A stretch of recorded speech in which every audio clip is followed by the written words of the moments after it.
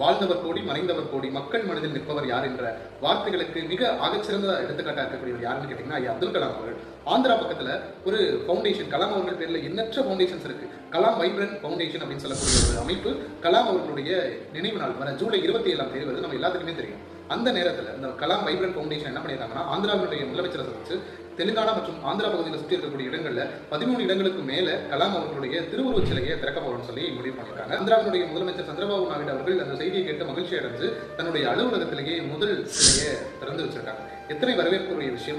ராமேஸ்வரத்தில் பிறந்து ராஷ்டிரபதி பவன் வரைக்கும் போனது, அவருடைய எல்லா விஷயங்களையும் தாண்டி கல்வி என்ற பேராயுதத்தின் துணை கொண்டு இத்தனை பெரிய கனவுகளை இந்தியா முழுமைக்கு கொடுத்து சென்றிருக்கிறார். இந்திய இளைஞர்கள் மத்தியில் இன்னும் கலாம் வாழ்ந்து கொண்டிருக்கிறார் என்பதற்கு இந்த ஒரு செய்தியே சான்றாக போதும் என்று நினைக்கிறேன். இந்த செயலனை செய்ய முன்வந்த கலாம் வைப்ரண்ட் ஃபவுண்டேஷன் அவர்களுக்கும் மதிப்பிற்குரிய சந்திரபாபு நாயுடு ஐயா முதலமைச்சர் அவர்களுக்கும் நெஞ்சார்ந்த நன்றியினை தெரிவித்துக் கொள்கிறேன்.